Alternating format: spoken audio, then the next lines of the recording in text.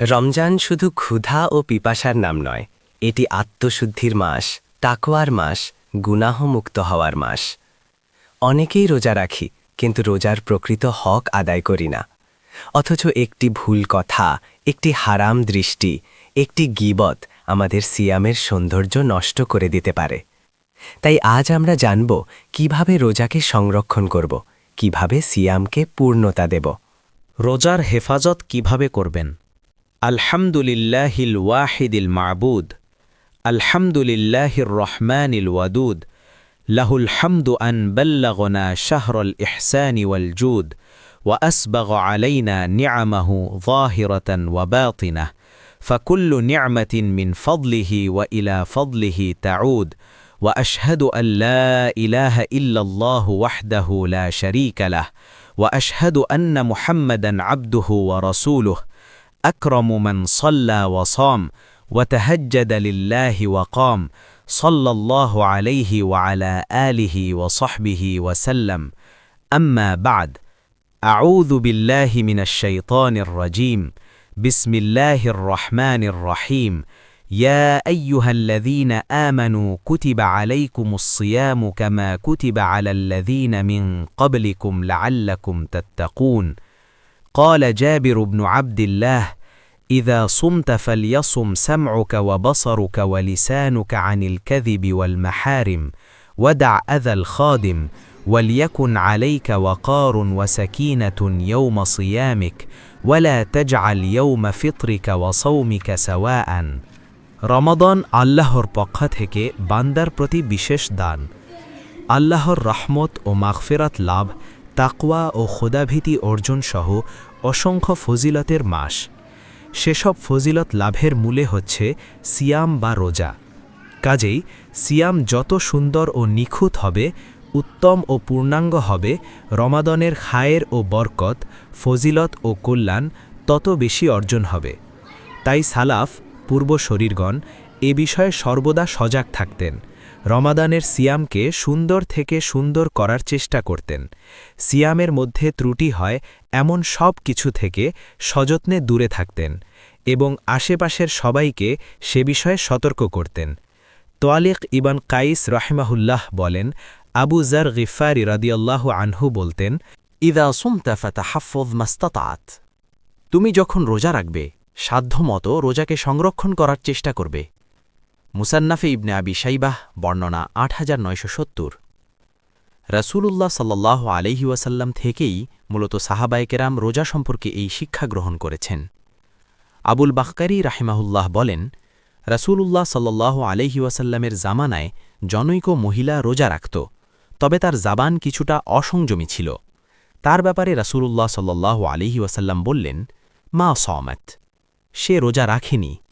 মহিলা এ কথা শোনার পর জাবান সংযত করল।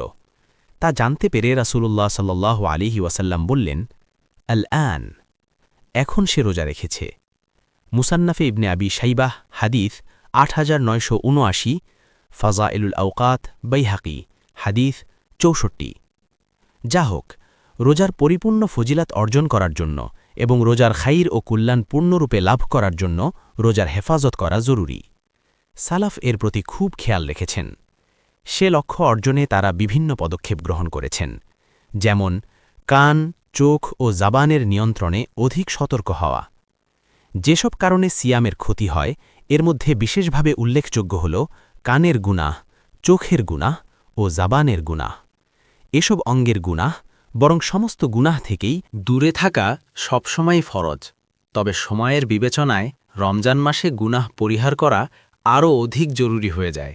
জাবের ইবনে আবদুল্লাহ রাদিয়াল্লাহু বলতেন, তুমি যখন রোজা রাখবে তোমার কান ও চোখও যেন রোজা রাখে, তোমার জাবান যেন মিথ্যা থেকে রোজা রাখে, সমস্ত অঙ্গ যেন সর্বপ্রকার হারাম থেকে রোজা রাখে এবং খাদেমকে কষ্ট দেওয়া থেকে বিরত থাকবে।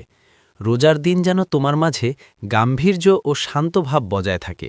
মোট কথা, রোজার দিন যেন অন্য সাধারণ দিন থেকে কল্যাণের ক্ষেত্রে ভিন্ন হয়। জুহুদ ইবনুল মুবারাক, বর্ণনা 1308। বিখ্যাত তাবেঈ মুহাম্মদ ইবনুল হানাফিয়া রহিমাহুল্লাহ ও একই ধরনের কথা বলেন। পরে কান, চোখ, জাবান ও সমস্ত শরীরও যেন রোজা রাখে। তোমার সিয়ামের দিনগুলো যেন সিয়ামবিহীন দিনের মতো না হয় এবং রোজার দিনগুলোতে খাদেমকে কষ্ট দেওয়া থেকে বিরত থাকবে। ফাজাইলে রমজান, ইবনে আবিদ দুনিয়া, বর্ণনা 40। গিবত পরিহার করা। গিবত সবসময়ই হারাম, তবে রোজা অবস্থায় গিবত আরও ভয়াবহ, কেননা এর কারণে রোজার মারাত্মক ক্ষতি হয়। উপরে একটি হাদিস উল্লেখ করা হয়েছে, রোজা হল ঢাল, যতক্ষণ না তা বিদীর্ণ করা হয়। যে সকল কাজের দ্বারা রোজা নামক এ ঢাল বিদীর্ণ হয় তার মাঝে অন্যতম প্রধান হল গিবত। এজন্যই দারেমি রাহেম এ বর্ণনা উল্লেখ করার পর বলেন, ইয়ানি বিল গাইবাতি, অর্থাৎ গিবতের দ্বারা এ ঢাল বিদীর্ণ হয়। সুনানে দারেমি 1773 নং হাদিস দ্রষ্টব্য। তাই রোজাকে হেফাজত করার লক্ষ্যে আমাদের সালাফ গীবত থেকে দূরে থাকতেন এবং অন্যদের সামনে এর ভয়াবহতা তুলে ধরতেন। হাফসা বিনতে সিরিন রহিমাহুল্লাহ বলেন, আসিয়ামু জুন্নাতুন মা লাম ইয়াখরিকহা সাহিবুহা ওয়া খরকুহাল গীবা। রোজা হচ্ছে ঢাল, যতক্ষণ না রোজাদার তা ভেঙে ফেলে, আর গীবত করার অর্থ তা ভেঙে ফেলা। মুসান্নাফে আব্দুর রজ্জাক, বর্ণনা 7895। আবু তলেব মাক্কি রহিমাহুল্লাহ বলেন, ওয়াকানু ইয়াকুলুন আল গীবাতু তুফতিরু সাইম। পূর্বসূরিদের অনেকেই বলতেন গীবত রোজা ভেঙে দেয়। কুতুল কুলুব 2 নম্বর 189 পৃষ্ঠা। মুজাহিদ রহিমাহুল্লাহ বলেন, খসলাতানি মান হাফিযাহুমা সালিমা লাহু সওমুহ। যে ব্যক্তি দুটি দোষ থেকে দূরে থাকবে তার রোজা নিরাপদ থাকবে, গীবত ও মিথ্যা। মুসান্নাফে ইবনে আবি শাইবাহ, বর্ণনা 8980। ফজাইলে আওকাত, বাইহাকি, বর্ণনা 65। আবুল আলিয়া রহিমাহুল্লাহ বলেন, আস-সাইমু ফি ইবাদাতিন মা লাম ইয়াগতাব আহাদা। রোজাদার যতক্ষণ গীবত থেকে দূরে থাকে ইবাদতের মাঝে থাকে। মুসান্নাফে ইবনে আবি শাইবাহ, বর্ণনা 8982। মুসান্নাফে আব্দুর রাজ্জাকে বর্ণনাটি আরও বিস্তারিতভাবে এসেছে। সেখানে এসেছে, আবুল আলিয়া রহিমাহুল্লাহ বলেছেন, আস-সাইমু ফি ইবাদাতিন মা লাম ইয়াগতাব আহাদা ওয়া ইন কানা নাইমান আলা ফিরাশিহ। রোজাদার যতক্ষণ গীবত থেকে দূরে থাকে ইবাদতের মাঝে থাকে, যদিও সে ঘুমিয়ে থাকে। আসারটি বর্ণনা করার পর হাফসা বিনতে সিরিন রহিমাহুল্লাহ বলেন, ইয়া হাব্বাদা ইবাদাতুন ওয়া আনা নাইমাতুন আলা ফিরাশি। বাহ, কত সুন্দর! আমার ইবাদত হচ্ছে অথচ আমি বিছানায় শুয়ে। মুসান্নাফে আব্দুর রাজ্জাক, বর্ণনা 7895। সুতরাং গীবত থেকে বেঁচে থাকলে রোজার অনেক বরকত হয়। গীবতের মধ্যে জড়িয়ে পড়লে রোজার অনেক ক্ষতি হয়। হাদিস শরীফেও সালাফের এই কথার সমর্থন পাওয়া যায়। আনাসরা থেকে বর্ণিত, রাসূলুল্লাহ সাল্লাল্লাহু আলাইহি ওয়াসাল্লাম বলেছেন, মা সামা মান জাল্লা ইয়াকুলু লুহুমান নাসা। যে মানুষের গোশত খেতে থাকে, গীবতে লিপ্ত থাকে, সে রোজা রাখেনি। মুসান্নাফে ইবনে আবি শাইবা, হাদিস 8983। মোট কথা, আমরা যখন রোজা রাখব তখন রোজাকে ফলপ্রসূ করার চেষ্টা করব। সিয়ামের বরকত ও কল্যাণ নষ্ট হয়, সিয়ামের মধ্যে খুঁত ও ত্রুটি পয়দা হয়, এমন সব কিছু থেকে নিজেকে দূরে রাখব। তবেই আমাদের সিয়ামে পূর্ণতা আসবে। সিয়ামের মাধ্যমে আমরা পূর্ণরূপে খায়ের ও কল্যাণ লাভ করব। মিথ্যা ও অনর্থক কথা পরিত্যাগ করা। যেসব কারণে রোজার ক্ষতি হয় এর তালিকায় প্রথম সারিতেই রয়েছে মিথ্যা ও অন্যায় কথা বলা এবং অহেতুক ও বেহুদা কথাবার্তা বলা। তাই আমাদের মহান পূর্বসূরিগণ মিথ্যার সাথে সাথে অনর্থক কথা ও অনর্থক বিষয়ও পরিত্যাগ করতেন। এসব পরিহার করাকে রোজাদারের জন্য আবশ্যক মনে করতেন। যেমন ওমর রা থেকে বর্ণিত, তিনি বলতেন, লাইসা সিয়ামু মিনাত তাআমি ওয়াশ-শারাবি ওয়াহদাহু ওয়ালাকিন্নাহু মিনাল কাযিবি ওয়াল বাতিলি ওয়াল লাগওয়ি ওয়াল হালিফি। সিয়াম, রমজানের সংযম, শুধু খাদ্য আর পানীয় থেকে বিরত থাকার নাম নয়, বরং মিথ্যা ও বাতিল পরিহার করা এবং অনর্থক কথা কাজ ও অর্থহীন কসম থেকেও বিরত থাকা। মুসান্নাফে ইবনে আবি শাইবা, বর্ণনা 8975, 8978। এই কথা আলীরা থেকেও বর্ণিত আছে। তিনি বলেছেন, ইন্না সিয়ামা লাইসা মিনাত তাআমি ওয়াশ-শারাবি ওয়ালাকিন মিনাল কাযিবি ওয়াল বাতিলি ওয়াল লাগওয়ি।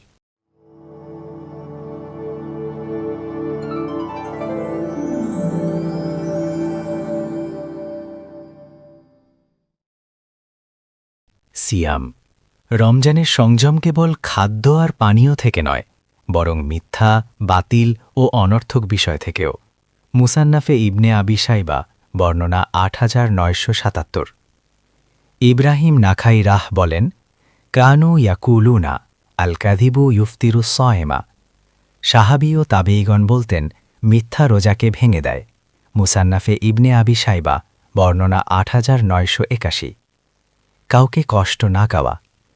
মানুষকে কষ্ট দেওয়া, কারো প্রতি অবিচার করা সবসময়ই অন্যায়। মুমিন তো সর্বদাই এ থেকে দূরে থাকবে, তবে রমজানে এ ব্যাপারে আরও বেশি সতর্ক হবে, যাতে তার সিয়ামের ফায়দা ও উপকারিতা পূর্ণতা লাভ করে। সিয়ামের দ্বারা যেন ঈমান ও তাকওয়া উত্তম রূপে অর্জন হয়। আবু হুরায়রা রাদিয়াল্লাহু আনহু বলেন, ইদা কুন্তা সাইমান ফালা তাজহাল ওয়ালা তাসাব্বা ওয়া ইন জুহিলা আলাইকা ফাকুল ইন্নী সাইমুন। তুমি যখন রোজা রাখবে, কারো সাথে মূর্খতা সুলভ আচরণ করবে না, কাউকে গালমন্দ করবে না। তোমার সঙ্গে যদি মূর্খতার আচরণ করা হয়, তবে তুমি বলবে আমি রোজাদার। মুসান্নাফে আব্দুর রাজ্জাক, বর্ণনা 7456। সালাফের আমল ও বক্তব্য। রাসূলুল্লাহ সাল্লাল্লাহু আলাইহি ওয়াসাল্লামেরই অনুসরণ, কেননা তিনি বলেছেন, ইদা কানা ইয়াউমু সাওমি আহাদিকুম ফালা ইয়ালফুত ইয়াউমা ইদিন ওয়ালা ইয়াসখাব ফাইন সাব্বাহু আহাদুন আও কাতালাহু ফালিয়াকুল ইন্নী ইমরাউন সাইমুন। তোমাদের কেউ যেদিন রোজা রাখবে, সেদিন অশ্লীল আচরণ করবে না এবং শোরগোল করবে না। কেউ যদি তাকে গালি দেয় বা তার সাথে ঝগড়া বাঁধায়, তাহলে সে বলবে আমি রোজাদার। সহিহ মুসলিম হাদিস 2676, সহিহ বুখারী হাদিস 1904। আমাদের মহান পূর্বসূরিগণ অশ্লীল আচরণ, কাউকে গালমন্দ করা, কারো সাথে মূর্খতাসুলভ আচরণ তো দূরের কথা, রমজান মাসে তারা নিজের খাদেমকে, নিজের মালিকাধীন গোলামকেও কষ্ট দিতেন না। আগে বিশিষ্ট তাবেঈ মুহাম্মদ ইবনুল হানাফিয়ারাহ এর বক্তব্য উদ্ধৃত হয়েছে। তার বক্তব্যের শেষ বাক্যটি হচ্ছে, ওয়াত্তাকি আজাল খাদিমি, এবং সিয়ামের সময় তোমার খাদেমকে কষ্ট দেওয়া থেকে দূরে থাকবে। ফাজাইলে রমজান ইবনে আবিদ দুনিয়া, বর্ণনা 40। খাদিম থেকে এমন খেদমত গ্রহণ করবে না যা তার জন্য ভারী হয়, আঞ্জাম দেওয়া তার জন্য কষ্টকর হয়। অর্থাৎ খাদেমের দায়িত্বের মধ্যে পড়লেও রমজান মাসে তার থেকে এ ধরনের ভারী কাজ নেবে না, যার কারণে তার জন্য রোজা রাখা কষ্টকর হয়ে যায়, বা রোজা অবস্থায় যে কাজ তার জন্য কষ্টকর হয়। লক্ষ্য করার বিষয় হচ্ছে, আমাদের সালাফ যেখানে খাদেমের ব্যাপারে এতটা সতর্ক থাকতেন, সেখানে অন্য মানুষের ব্যাপারে কেমন সতর্ক থাকতেন। আর কাউকে কষ্ট দেওয়া থেকেই যখন দূরে থাকতেন, তখন কারো প্রতি জুলুম ও অত্যাচার করা থেকে কত দূরে থাকতেন তা তো সহজেই অনুমেয়। মোট কথা, রমজানের রোজা সংরক্ষণ করার জন্য রোয়ার সময় তারা খাদেমকেও কষ্ট দিতেন না। ইফতারির প্রস্তুতি বা অন্য কোনো খেদমতের জন্য খাদেমের ওপর ভারী ও কষ্টকর কাজ চাপিয়ে দিতেন না। মসজিদে অবস্থান করা। রোজার যেন ক্ষতি না হয়, রোজার সওয়াব ও ফজিলত যেন পূর্ণরূপে অর্জন হয়, সেজন্য সালাফের অনেকেই রোয়ার সময় মসজিদে অবস্থান করতেন। আবুল মুতাওয়াক্কিল নাজিরাহ বলেন, আন্না আবা হুরায়রাতা ওয়া আসহাবাহু কানু ইদা সামু জালাসু ফিল মাসজিদি। আবু হুরায়রা রাদিয়াল্লাহু আনহু ও তার সাথীবর্গ যখন রোজা রাখতেন, মসজিদে বসে থাকতেন। মুসান্নাফে ইবনে আবি শাইবা, বর্ণনা 8974। তারা কেন মসজিদে অবস্থান করতেন, এর উত্তর পাওয়া যায় এই আসারেরই অন্য বর্ণনায়। সেখানে এসেছে, আন্না আবা হুরায়রাতা রাদিয়াল্লাহু আনহু কানা ইদা সামা জালাসা ফিল মাসজিদি ওয়াকালা নুআফু সিয়ামানা। আবু হুরায়রা রাদিয়াল্লাহু আন যখন রোজা রাখতেন, মসজিদে বসে থাকতেন। তিনি বলতেন, এর দ্বারা আমরা আমাদের রোজাকে নিরাপদ ও ত্রুটিমুক্ত রাখি। মুসনাদে মুসাদ্দাদ আল মাতালিবুল আলিয়া, বর্ণনা 10-17। সুতরাং রোজাকে হেফাজত করার লক্ষ্যে সালাফের অনেকেই মসজিদে অবস্থান করতেন। তবে অনেক লোক একত্র হলে মসজিদেও অনর্থক ও বেহুদা কথাবার্তার আশঙ্কা দেখা দেয়। বিষয়টি তাদের দৃষ্টি এড়াতে পারেনি। তাই মসজিদের সময়টা যেন ফলদায়ক হয়, সেখানে যেন অনর্থক কিছু না হয়, সে ব্যাপারে তারা সতর্ক থাকতেন। রমজান মাসে ওমর রাদিয়াল্লাহু আন উপদেশমূলক বক্তব্য প্রদান করতেন। সেখানে এই ব্যাপারেও সবার দৃষ্টি আকর্ষণ করতেন। তিনি বলতেন, ওয়া আকিল্লুল লাগওয়া ফি মাসাজিদিল্লাহ, মসজিদসমূহে অহেতুক ও অপ্রয়োজনীয় কথাবার্তা বেশি বলবে না। ফাজাইলে রমজান ইবনে আবিদ দুনিয়া, বর্ণনা 31, মুসনাদে মুসাদ্দাদ মুসনাদুল ফারুক ইবনে কাসির, বর্ণনা 253। ঘর থেকে বের না হওয়া। রোজার হেফাজতের একটি উপায় হল মানুষের সাথে মেলামেশা কম করা, আর এজন্য একটি উত্তম পন্থা হচ্ছে নিজের ঘরে অবস্থান করা, পারতপক্ষে ঘর থেকে বের না হওয়া। সালাফের মধ্যে কেউ কেউ রোজার হেফাজতের জন্য এই ব্যবস্থা গ্রহণ করতেন। আবুজর রাদিয়াল্লাহু এর নসিহতে এসেছে, তিনি বলতেন, তুমি যখন রোজা রাখবে সাধ্যমতো রোজার হেফাজত করার চেষ্টা করবে। এই নসিহতটি বর্ণনা করেছেন তালিক ইবনে কাইস রাহিমা। তার শিষ্য আবু সালেহ আল হানাফি রাহিমা বলেন, ফাকানা তালিকুন ইদা কানা ইয়াউমু সাওমিহি দাখালা ফালাম ইয়াখরুজ ইল্লা লিসলাহ। আবুজর রাদিয়াল্লাহু এর উপদেশ শোনার পর থেকে তালিক ইবনে কাইস রাহিমা যেদিন রোজা রাখতেন সেদিন তিনি ফজর নামাজের পর ঘরে প্রবেশ করতেন। এরপর নামাজের প্রয়োজন ছাড়া আর বের হতেন না। মুসান্নাফে ইবনে আবি শাইবা, বর্ণনা 8970। অন্য মাস থেকে রমজান মাসকে বেশি গুরুত্ব দেওয়া। প্রিয় পাঠক, আশা করি লক্ষ্য করেছেন সাহাবী জাবের রাদিয়াল্লাহু আনহু ও তাবেই মোহাম্মদ ইবনুল হানাফিয়া রাহেম উভয়ের বাণীতে একটি কথা রয়েছে যে তোমার সিয়ামের দিন যেন সিয়ামবিহীন দিনের মতো না হয়। উদ্দেশ্য হল কান, চোখ, জবান ও অন্যান্য অঙ্গের সিয়াম ও সংযম, সিয়ামের সৌন্দর্য ও পূর্ণাঙ্গতার জন্য এবং সিয়ামের খায়ের বরকত ও কল্যাণ পূর্ণরূপে লাভ করার জন্য আরও বিষয়ের প্রতিও লক্ষ্য রাখতে হবে। একটা একটা করে সবগুলো বলা সম্ভব নয়, তাই সংক্ষিপ্ত কথা হচ্ছে তোমার সিয়ামের সময় যেন অন্য সময় থেকে অধিক সুন্দর হয় এবং ঈমান, আমল ও তাকওয়ার ক্ষেত্রে সিয়ামের দিন যেন অন্য দিন থেকে আরও বেশি উত্তম হয়। তুমি মুসলিম, সব সময় আল্লাহকে মেনে চলো, রাসূলকে অনুসরণ করে চলো, গুনাহ খাতা ও নাফরমানি পরহেজ করার চেষ্টা করে থাকো। রমজান মাস এলে এসব বিষয়ে আরও বেশি মনোযোগী হও, আরও বেশি পরিমাণে আল্লাহ অভিমুখী হও। তাকওয়া তাহারাত, ইবাদত বন্দিগি, ইখলাস একনিষ্ঠতা, জিকির আসকার, তাসবিহ তাহলিল, হামদ সানা, তিলাওয়াতে কুরআন, কিয়ামুল লাইল ইত্যাদির প্রতি আরও বেশি যত্নবান হও। সব ধরনের হারাম ও অন্যায় সম্পূর্ণরূপে বর্জন করো। গল্পগুজব, অনর্থক কথাবার্তা, অহেতুক কাজকর্ম থেকে সযত্নে দূরে থাকো। এমনকি তুলনামূলক কম ফায়দা, কম সওয়াব হয় সেসব কাজকর্মও পরিহার করো। ওইসব আমলে মনোনিবেশ করো যাতে ফায়দা বেশি হয়, সওয়াব বৃদ্ধি পায়। ইমাম বাইহাকি রাহিম বলেন, ওয়াকামা ইয়াহতারিজু ফি সিয়ামিহি আম্মা লা ইয়ালিকু বিহি ইয়াজতাহিবু ফি শাহরি রামাদানা ফি তাআতিল্লাহি মা আমকানাহু। রোজাদার ব্যক্তি রোজার সময় যেমন অসঙ্গত বিষয়গুলো পরহেজ করবে, তেমনি যথাসম্ভব আল্লাহর ইবাদত বন্দেগিতে খুব মনোযোগী হবে। ফাজাইলুল আওকাত, বাইহাকি, পৃষ্ঠা 189, বর্ণনা 65। কুরআনের মাস ও কুরআন নাজিলের রাত। পবিত্র রমজান মাস শুরু হতে চলেছে।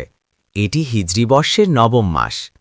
রমজান মাস হল মুমিন বান্দার নিজেকে পরিশুদ্ধ করা, নেকি অর্জন করা এবং আল্লাহর নৈকট্যের দিকে অগ্রযাত্রার শ্রেষ্ঠ সময়। তাই আমাদের আগে থেকেই প্রস্তুতি নেওয়া ও দৃঢ় সংকল্প করা দরকার যেন এই মূল্যবান সময় ও সুবর্ণ সুযোগের যত বেশি সম্ভব সদ্ব্যবহার করতে পারি। রমজানের শুরু থেকেই প্রতিটি মুহূর্ত নেকি ও আল্লাহর নৈকট্য অর্জনে ব্যয় হয়। আর রমজানে নিজেকে সংশোধন ও পরিশোধনের যে চর্চা হয়ে থাকে এবং আল্লাহর নৈকট্যের দিকে যে পথ চলা শুরু হয় তা যেন সারা বছর অব্যাহত ও ক্রমবর্ধমান থাকে। অনেক কারণেই রমজান মাসের গুরুত্ব ও মর্যাদা অপরিসীম। এই মাস ইখলাস ও তাকওয়া অর্জনের মাস। রোজার বিধান দেওয়ার অন্যতম প্রধান উদ্দেশ্যই হল বান্দা যেন তাকওয়া অর্জন করে। আল্লাহ তাআলা কুরআন কারিমেও সে কথা বলেছেন।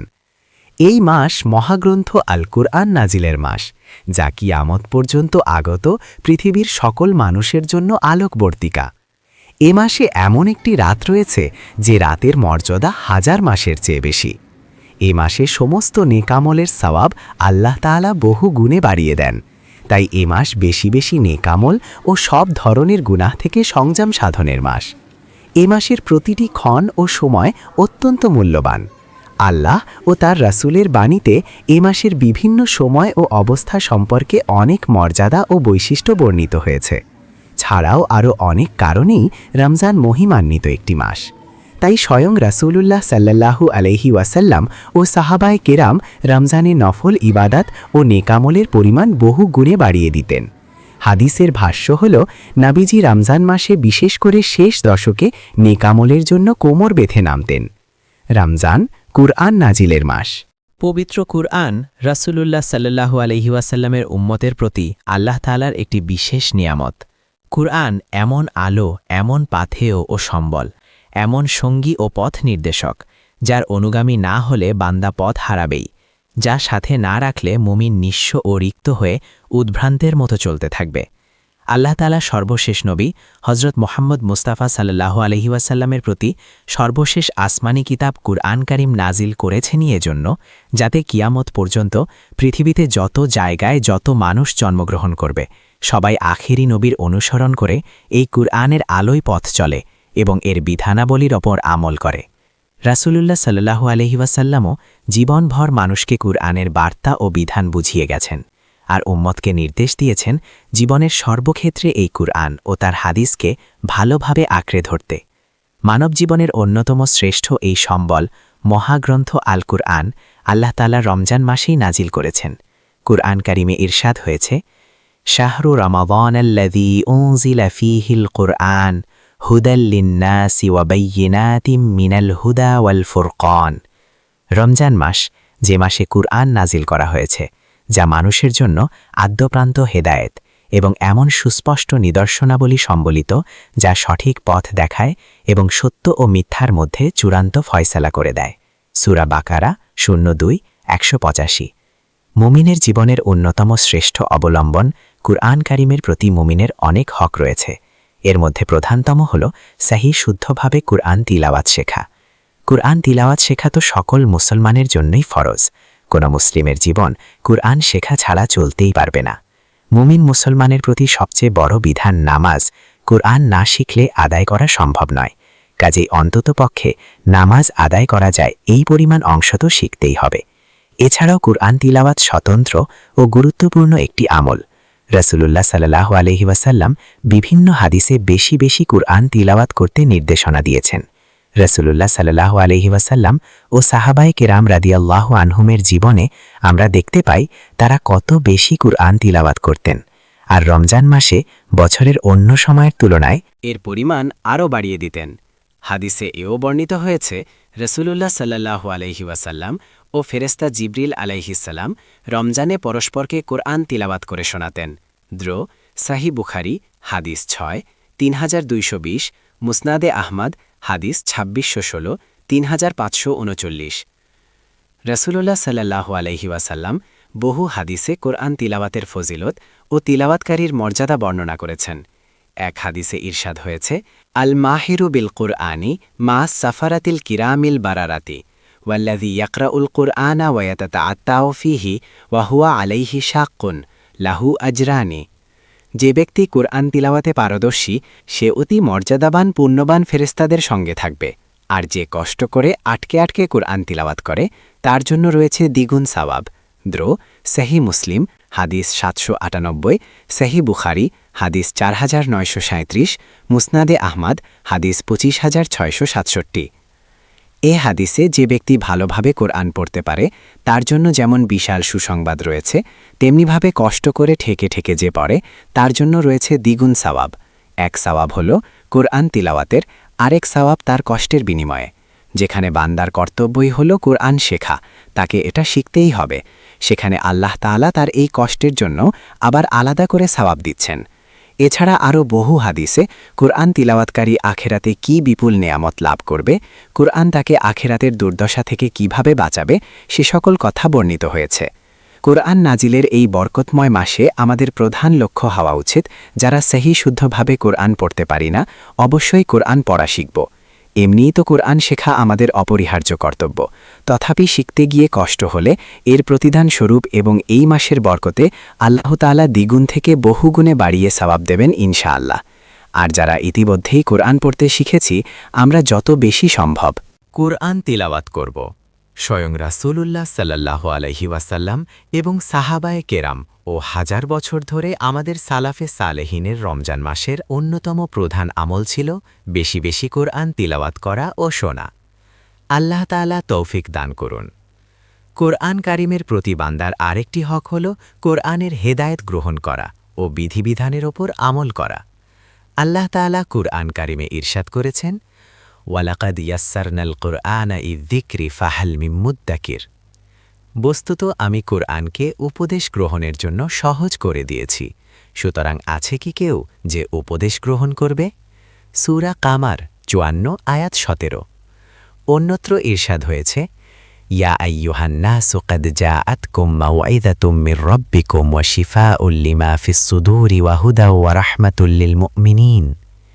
হে মানুষ, তোমাদের কাছে তোমাদের প্রতিপালকের পক্ষ থেকে এসেছে এক উপদেশ, অন্তরের রোগব্যাধির উপশম এবং মুমিনদের পক্ষে হেদায়েত ও রহমত। সূরা ইউনুস ১০ আয়াত ৫৭। আল্লাহ তাআলা কুরআন কারীমকে উপদেশ গ্রহণের জন্য অনেক সহজ করে দিয়েছেন।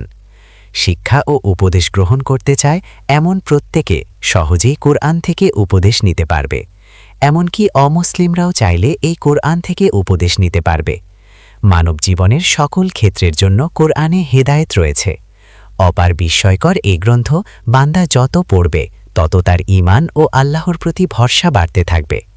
আল্লাহ তাআলা এ কথাও কোরআন কারিমে বলে দিয়েছেন। সূরা আনফাল ৮ আয়াত ২। পূর্বে উল্লেখিত সূরা বাকারার ১৮৫ নম্বর আয়াতে আল্লাহ তাআলা কুরআন কারীম নাজিল সম্পর্কে বলেছেন, হুদান লিন্নাসি ওয়া বাইয়িনাতিম মিনাল হুদা ওয়াল ফুরকান, অর্থাৎ এই কোরআন সকলের জন্য হেদায়েত স্বরূপ এবং সত্য ও মিথ্যার মধ্যে ফয়সালাকারী। কোনটা আমার করণীয় আর কোনটা বর্জনীয়, কোনটা হক কোনটা বাতিল, এবং হক ও সত্যের পথে চলা কেন অপরিহার্য, আর এসবের পরিণাম পরিণতিই বা কী? কি সে সকল নির্দেশনা আল্লাহ তাআলা সুস্পষ্টভাবে কুরআন কারিমে দিয়েছেন। অতএব দুনিয়া ও আখেরাতের প্রকৃত সফলতা পেতে চাইলে অবশ্যই জীবনে কুরআনের উপদেশ ও বিধানাবলী মেনে চলতে হবে। আর যারা তা মানবে না, আল্লাহ তাআলা কুরআন কারিমে তাদেরকে জালেম বলেছেন।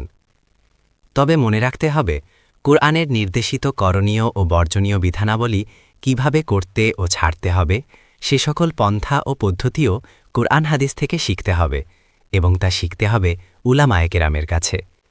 আমরা যদি সিরাতে মুস্তাকিমের ওপর অটল ও বিচল থাকতে চাই এবং উভয় জাহানে প্রকৃত সফলতা লাভ করতে চাই, তাহলে প্রতিজ্ঞাবদ্ধ হতে হবে এখন থেকে জীবনের প্রতিটি মুহূর্ত কোরআনের অনুসরণে কাটাব, কোরআনের প্রাণ প্রাচুর্যে সতেজ সজীব হব।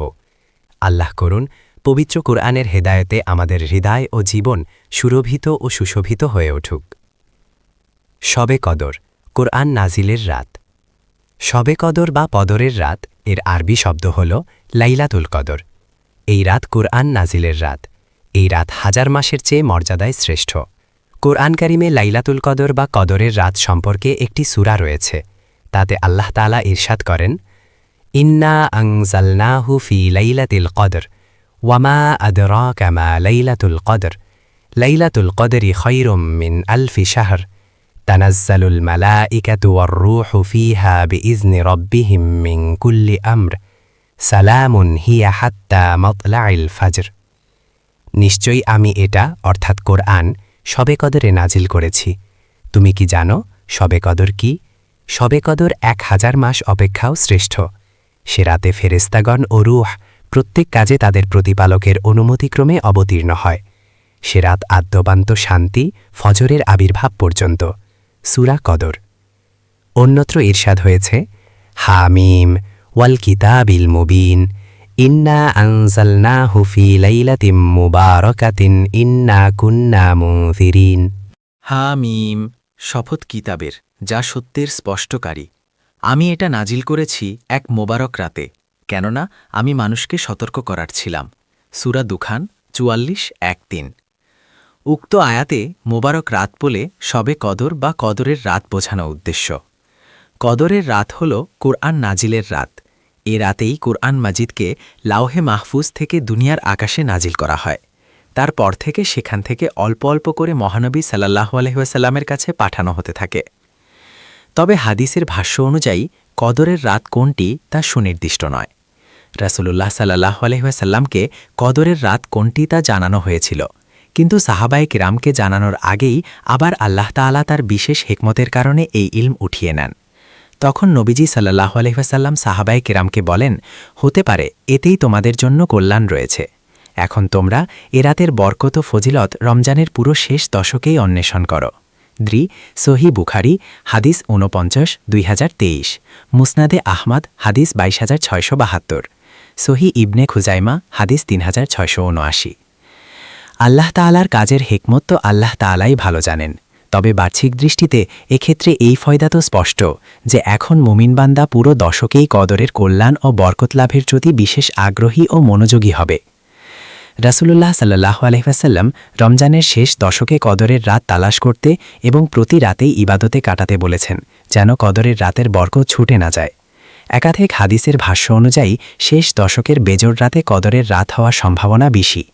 কাজেই রমজানের শেষ দশকের পুরো সময়টাতে, বিশেষত বেজোড় রাতগুলোতে বেশি বেশি নফল নামাজ, কুরআন তিলাওয়াত, জিকির, দোয়া ও ইস্তিগফারে রত থাকা উচিত। এজন্য জরুরি হল দুনিয়াবি কাজের ব্যস্ততা যতটা সম্ভব কমিয়ে এনে ইবাদতে মনোযোগী হওয়া। কোনো মুমিন বান্দার জন্য এটা কাম্য নয় যে এই অতি মূল্যবান সময়ে দুনিয়াবি কোনো অহেতুক কাজে লিপ্ত হবে। আবু হুরায়রা রাদিয়াল্লাহু থেকে বর্ণিত, রাসূলুল্লাহ সাল্লাল্লাহু আলাইহি ওয়াসাল্লাম বলেন, মান সামা রমাদানা ঈমানান ওয়াহতিসাবান গুফিরা লাহু মা তাকদ্দামা মিন যামবিহি ওয়া মান কামা লাইলাতাল কদরি ঈমানান ওয়াহতিসাবান গুফিরা লাহু মা তাকদ্দামা মিন যামবিহি। যে ব্যক্তি ঈমানের সাথে সওয়াবের আশায় রমজানের রোজা রাখে, তার পূর্বের সমস্ত গুনাহ মাফ করে দেওয়া হয়। আর যে ঈমানের সাথে সওয়াবের আশায় কদরের রাত জেগে ইবাদত করে, তার পূর্বের সকল গুনাহ ক্ষমা করে দেওয়া হয়। সহিহ বুখারী হাদিস 2016, সহিহ মুসলিম হাদিস 760। আরেক হাদিসে বর্ণিত হয়েছে, قد جاءكم رمضان شهر مبارك افترض الله عليكم صيامه تفتح فيه أبواب الجنة وتغلق فيه أبواب الجحيم وتغل فيه الشياطين فيه ليلة خير من 1000 شهر من حرم خيرها فقد حرم। তোমাদের কাছে বরকতময় রমজান মাস এসেছে। আল্লাহ তোমাদের ওপর এ মাসে রোজা রাখা ফরজ করেছেন। এ মাসে জান্নাতের দরজাসমূহ খুলে দেওয়া হয় আর জাহান্নামের দরজাসমূহ বন্ধ করে দেওয়া হয়। শয়তানকে শেকলবন্দি করে রাখা হয়। এ মাসে এমন একটি রাত আছে যা 1000 মাসের চেয়ে উত্তম। যে ব্যক্তি সে রাতের কল্যাণ থেকে বঞ্চিত হল, সে বাস্তবিকই বঞ্চিত। মুসনাদে আহমদ হাদিস 7148, মুসান্নাফে ইবনে আবি শাইবা হাদিস 8951, সুনানে নাসাই হাদিস 2006। 1000 মাসের চেয়ে শ্রেষ্ঠ যে রাত, কুরআন নাজিলের সেই রাতে আমরা যেন কিছুতেই বঞ্চিতের সারিতে পড়ে না থাকি। আল্লাহ তাআলার সমস্ত রহমত, বরকত ও নেয়ামতের অন্বেষণকারী হই। তিনি যেন তার দয়া ও করুণার বাড়িধারায় আমাদেরকে পরিপ্লুত করেন। যাদের প্রতি তার বিশেষ অনুগ্রহ রয়েছে, সেই নেক বান্দাদের কাতারে আমাদেরকেও শামিল করে নেন। লাইলাতুল কদরে যে কোনো দোয়া, দুরুদ, জিকির, ইস্তিগফার এবং যত বেশি সম্ভব কুরআন তিলাওয়াত ও নফল নামাজ আদায় করা যেতে পারে। এ রাতের সুনির্দিষ্ট কোনো আমল নেই, তবে সহজ পাঠ্য একটি দোয়া উল্লেখ করে লেখাটি শেষ করছি। আয়েশা রা থেকে বর্ণিত, তিনি রাসূলুল্লাহ সাল্লাল্লাহু আলাইহি ওয়াসাল্লামকে জিজ্ঞেস করেছিলেন, যদি আমি শবে কদর পেয়ে যাই তাহলে কি দোয়া করব? নবীজি তখন তাকে এই দোয়া শেখালেন যে, আল্লাহুম্মা ইন্নাকা আফুউন তুহিব্বুল আফওয়া ফা'ফু আন্নি। হে আল্লাহ, আপনি ক্ষমাশীল, আপনি ক্ষমা করতেই ভালোবাসেন, সুতরাং আপনি আমাকে ক্ষমা করে দিন। জামে তিরমিজি হাদিস 5013। আল্লাহ তাআলা কুরআন নাজিলের মাসে কুরআনকে আমাদের হৃদয়ের বসন্ত ও অন্তরের আলো বানিয়ে দিন। আমাদের দেহ মনের সকল দুঃখ কষ্টের বিদূরক ও উপশম বানিয়ে দিন। প্রিয় দর্শক, জীবনে কত মানুষ আসে, কেউ হাসি দেয়, কেউ কাঁদায়, কিন্তু খুব কম মানুষ আছে যাদের একটি কথা, একটি অনুভূতি মানুষের ভেতরের অন্ধকার ভেঙে আলো জ্বালাতে পারে। যদি এই ভিডিওর কোনো লাইন, কোনো শব্দ, কোনো দোয়া, কোনো আঘাত আপনার হৃদয়ের ভেতরে লুকিয়ে থাকা কোনো ক্ষতকে ছুঁয়ে যায়, তবে সেটাকে শুধু নিজের মধ্যে লুকিয়ে রাখবেন না, শেয়ার করে দিন আপনার প্রিয় মানুষকে।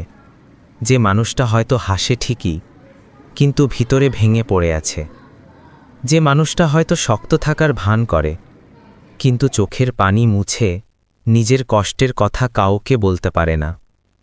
আপনার একটি শেয়ার কেউ ভেঙে যাওয়া মন নিয়ে দীর্ঘশ্বাস ফেলছে, তাকে হয়তো ফিরিয়ে আনবে জীবনের দিকে। হয়তো কারো গুনাহের পথ বন্ধ করে দেবে, হয়তো কোনো ভুল করতে যাওয়া মানুষকে থামিয়ে দেবে, হয়তো কারো হৃদয়ে আল্লাহর ভয় ও ভালোবাসা ফিরিয়ে আনবে। বিশ্বাস করুন, কারো জীবনের মোড় ঘুরে যেতে পারে আপনার একটি শেয়ারের মাধ্যমেই। আর সেই পরিবর্তনের সওয়াব আপনিই পাবেন ইনশাআল্লাহ। আমি কেন এভাবে আবেগ দিয়ে কন্টেন্ট তৈরি করি জানেন? কারণ মানুষকে শুধু কথা বোঝাতে পারে না, মানুষকে বদলায় আবেগ, ব্যথা, অশ্রু, উপলব্ধি।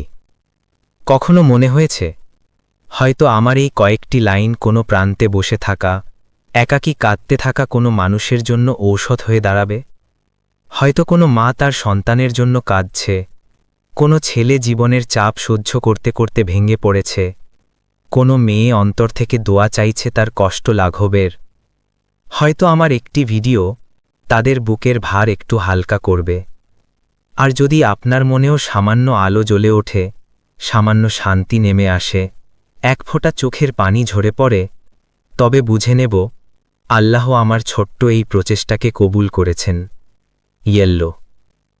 একটি ছোট্ট অনুরোধ, আমাদের ইউটিউব চ্যানেল ভালো থেকো শূন্যতা অফিসিয়াল সাবস্ক্রাইব করুন। কারণ আমি শুধু ভিডিও বানাই না, আমি চেষ্টা করি মানুষের হৃদয়ের দরজা খুলে দিতে। আপনিও সেই যাত্রার অংশ হন। সাবস্ক্রাইব করার পর বেল আইকনে অল সিলেক্ট করে রাখবেন, যাতে আলোর প্রতিটি বার্তা, প্রতিটি দোয়া সবার আগে আপনার কাছে পৌঁছে যায়। আমাদের চ্যানেলে পাবেন 1. আবেগময় শর্ট ভিডিও, 2.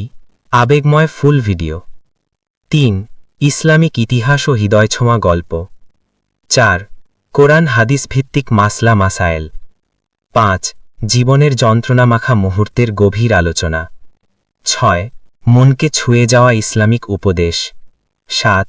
ইসলামী গান ও নাশিদ, 8. মনকে কাঁদিয়ে দেওয়ার মতো কোরআন তেলাওয়াত।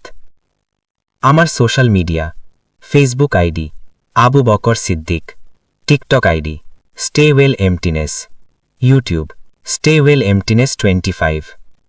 হে আল্লাহ, যে এই লেখা পড়ছে তার কষ্ট কমিয়ে দিন, তার হৃদয়কে আপনার নূরে ভরে দিন, তার জীবনে সুখ, শান্তি, রহমত বর্ষণ করুন।